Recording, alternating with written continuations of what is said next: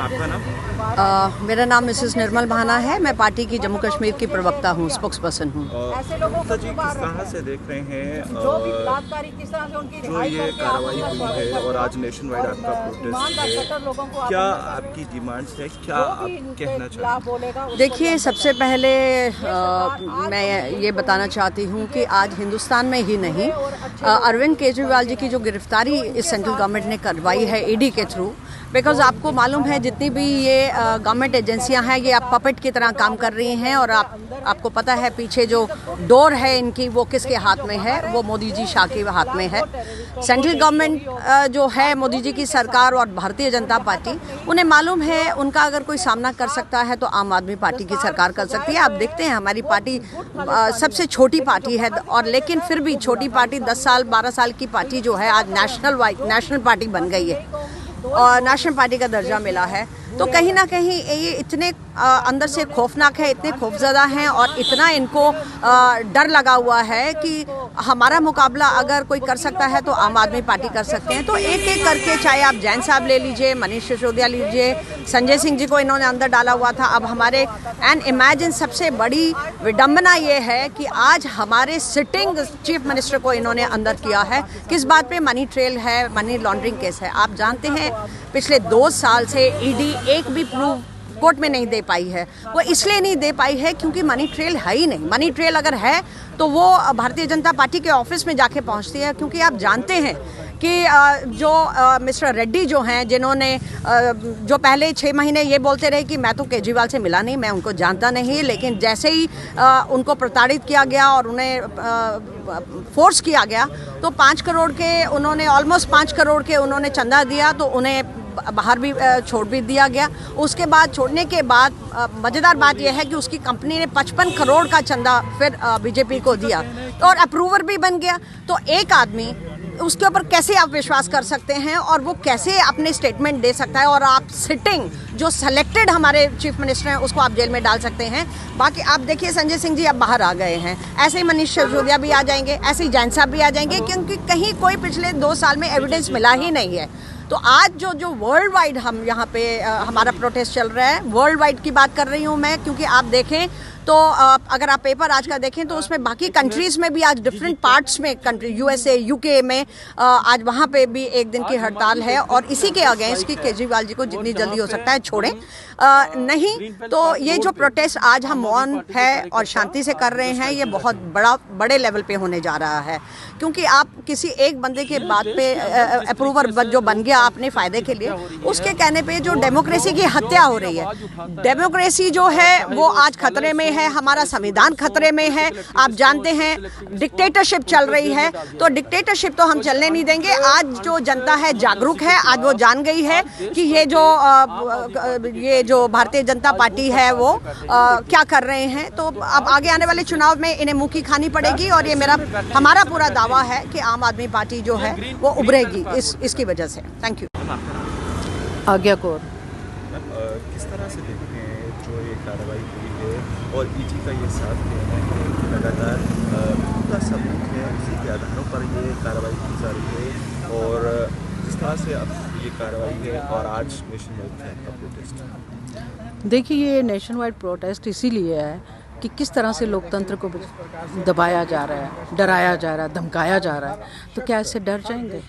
आप देखिए कि सत्य की जीत होती है।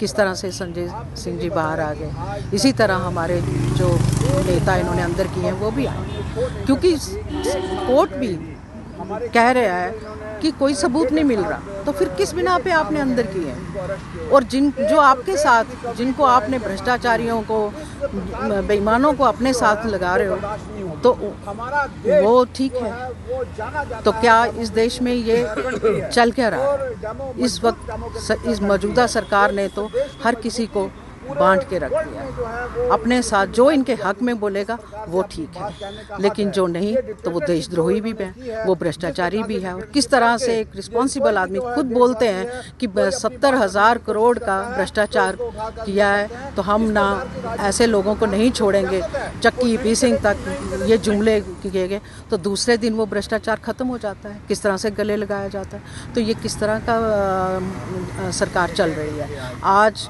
देख लीजिए आप बेईमानों को, भ्रष्टाचारियों को, तो हम यही कहेंगे कि भ्रष्टाचारी जबरदस्त पार्टी है, बेईमानों वाली पार्टी है। क्योंकि हर कोई एक जैसे ओपन यूनिवर्सिटी होती थी, आज ये ओपन पार्टी बन के रह गई है, जिसमें चाहे कोई मर्डरर है, रेपिस्ट है, जो भी बेईमान कोई कुछ भी है, इस पार्टी में आ जाओ, क्योंकि ये एक ऐसी वॉशिंग मशीन है कि धुल के सब साफ हो जाते हैं। तो क्या चल रहा है आपके साथ जो है वो एक अच्छा है।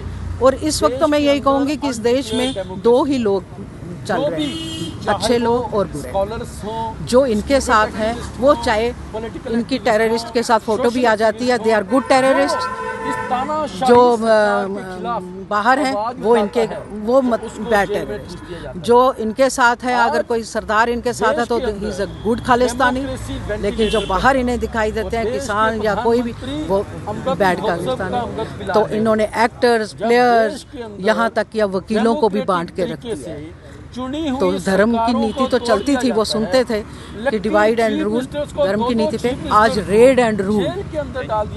आज डेमोक्रेसी का ये हाल है, और it is a big democracy. ये तो जुमला है ना, तो जो पड़ोसी मुल्क कितना छोटा सा, और वहाँ पे हमारे देश के प्रधानमंत्री का नाम जप रहे हैं वो, तो इसका मतलब वहाँ लोकतंत्र ज़्यादा है, उन्हें कोई नहीं है इस बात पे अंदर। लेकिन यहाँ कोई बोल जाए तो उसको अंदर किया जाता है। तो ये किस तरह का कानून चल रहा है? धन्यवाद। आम आदमी पार्टी की नेशनल वाइड कॉल है। पूरे देश के अंदर आम आदमी पार्टी के कार्यकर्ता लोकतंत्र बचाओ आंदोलन का हिस्सा बने हुए हैं, और अब पूरे देश के अंदर आम आदमी पार्टी के कार्यकर्ता आज भूख हड़ताल पे हैं। सिर्फ आम आदमी पार्टी के कार्यकर्ता नहीं, देश के अंदर वो सभी लोग, वो जनवादी लोग जो चाहते हैं कि देश के अंदर सेकुलरिज्म बचा रहे, जो चाहते हैं कि देश के अंदर लोकतंत्र बचा रहे, जो चाहते हैं कि देश के अंदर संविधान बचा रहे, वो लोग सभी के सभी आज इस सरकार के खिलाफ अपनी रिजेंटमेंट शो कर रहे हैं। ये सरकार जो भी सरकार के इस तानाशाही रवैये के खिलाफ आवाज़ उठाता है, चाहे वो स्टूडेंट्स हों, चाहे वो स्कॉलर्स हों, चाहे पॉलिटिकल एक्टिविस्ट हों, और सबसे बड़ी बात जो है कि देश के 2 चुने हुए चीफ मिनिस्टर आज जेल में डाल दिए गए हैं। और आज जहां तक भ्रष्टाचार के खिलाफ लड़ाई की बात है, तो सबसे पहले ईडी को जेपी नड्डा के घर जाना चाहिए। जहां तक तथाकथित शराब घोटाले की बात है, उस मनी लॉन्ड्रिंग का पैसा सिर्फ आम आदमी पार्टी की नहीं, भारतीय जनता पार्टी के ऑफिस में गया है। तो क्यों ईडी जेपी नड्डा के घर क्यों नहीं जा रही है? जो भ्रष्टाचारी है वो भारतीय जनता पार्टी के अंदर बड़ा पदाधिकारी है। अगर जो भ्रष्टाचार के खिलाफ लड़ाई है तो अजीत पवार, छजन भुजबल, अशोक चौहान जैसे लोग सभी जेलों के अंदर होने चाहिए। तो जो सिलेक्टिव अप्रोच जो है देश के अंदर विपक्ष को खत्म करने की, इसके खिलाफ आज आम आदमी पार्टी देश भर में